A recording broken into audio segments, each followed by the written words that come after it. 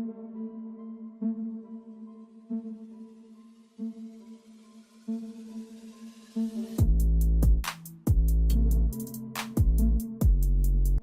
स्वागत है आपका आज की हमारी इस वीडियो में। दोस्तों आज की इस वीडियो में बात करने वाले हैं कि कैसे चाइना ने केवल एक दशक में जितनी हमारी 42 स्क्वाड्रन स्ट्रेंथ की ज़रूरत है उतने फाइटर एयरक्राफ्ट एक दशक में प्रोक्योर किए हैं।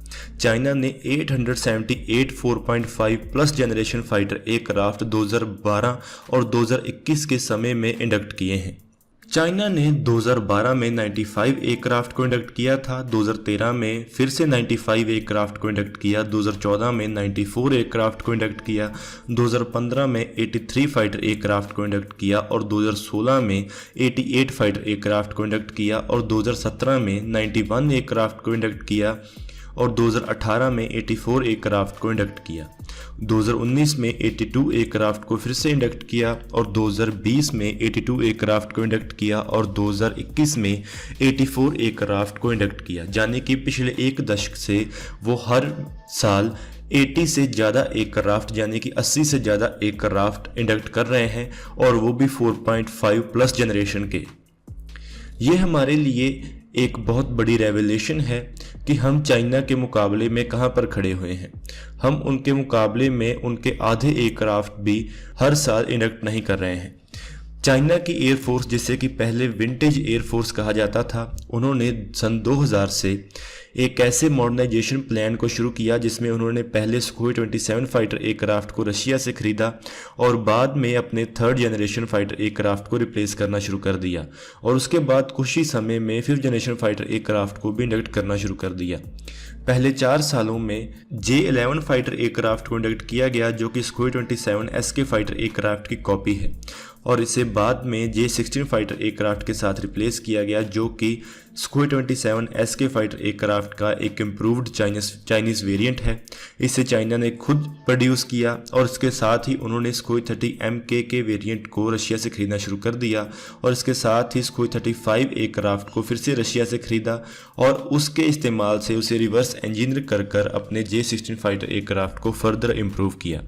इसके साथ ही उन्होंने अपने J-10 फाइटर एयरक्राफ्ट को भी प्रोड्यूस किया है जो कि उनके द्वारा खुद डिज़ाइन और मैन्युफैक्चर किया गया है। इसका प्रोडक्शन रेट भी हर साल 28 फाइटर एयरक्राफ्ट से लेकर 32 फाइटर एयरक्राफ्ट पर ईयर का है और पिछले एक दशक में ये बहुत ज़्यादा इम्प्रेसिव रहा है। ये पहला चाइनीज़ फाइटर एयरक्राफ्ट था जो कि रशियन जेट की कॉपी नहीं था बल्कि ये एक इजरायली डिज़ाइन के ऊपर बेस्ड था।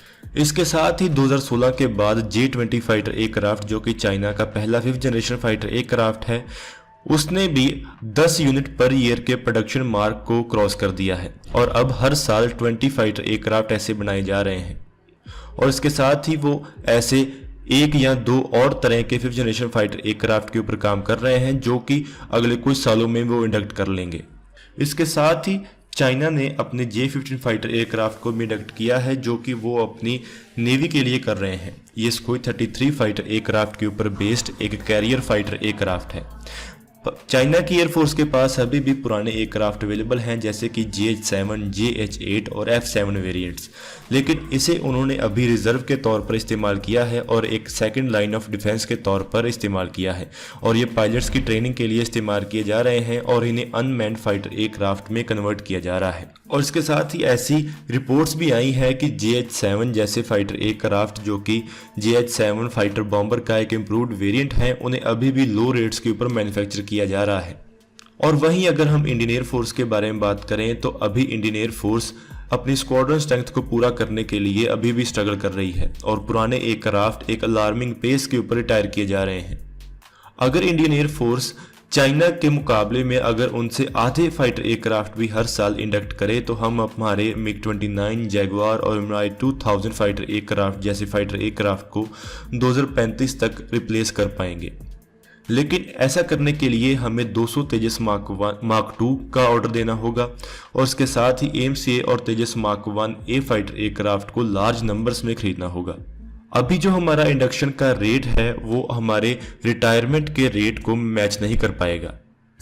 अभी जो हमारे पुराने एयरक्राफ्ट रिटायर होने वाले हैं उनको मैच करने के लिए हमारे पास इतनी प्रोडक्शन कैपेसिटी या ऐसे ऑर्डर्स नहीं हैं जो कि इनको समय पर रिप्लेस कर पाएँ। और ऐसा हो सकता है कि हम रिटायरमेंट एज के बाद भी इन फाइटर एयरक्राफ्ट को उड़ाते रहें।